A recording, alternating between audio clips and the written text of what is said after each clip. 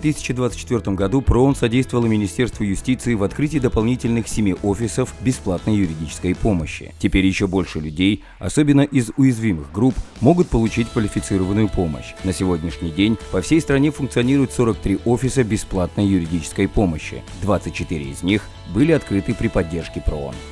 Только за 2024 год нами было оказано более чем 84 тысяч консультаций. Более чем 16 тысяч граждан получили услуги адвоката за счет государства.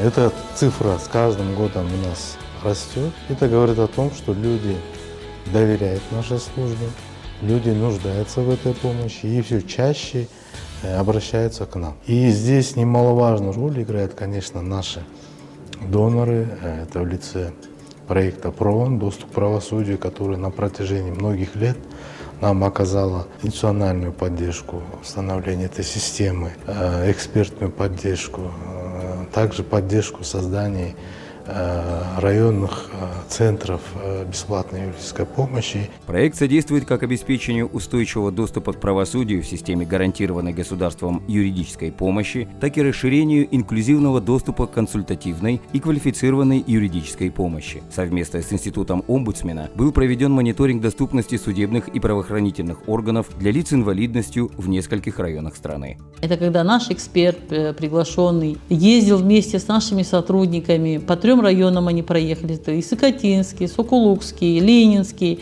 где они посетили, не только проверили доступность судебных учреждений, но и доступность учреждений правоохранительных органов.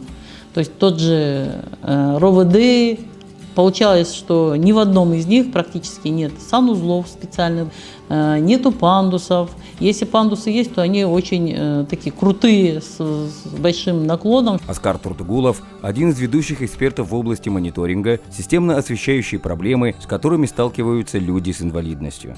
Многие наши пандусы, они не соответствуют стандартам. И самостоятельно здесь подняться не получится. Почему? Потому что здесь должен быть правильный угол наклона и должны быть поручни. Например, я сейчас без посторонней помощи уже не смогу подняться. Видите? В Кыргызстане у нас насчитывается более 217 тысяч людей с инвалидностью, и проблемы людей с инвалидностью самые такие актуальные.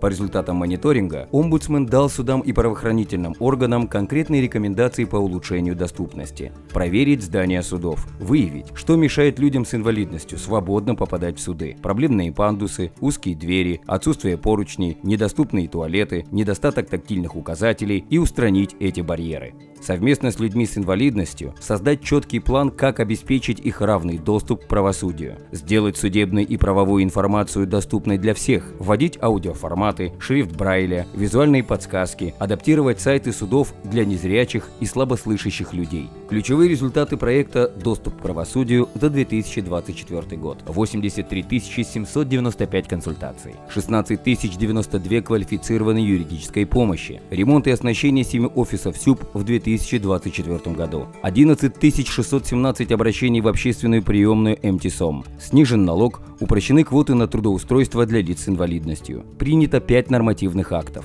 разработано и принято 7 стандартов и регламентов, разработано и передано 7 руководств и учебных материалов, создано 93 медиаматериала с общим охватом 1,6 миллиона пользователей.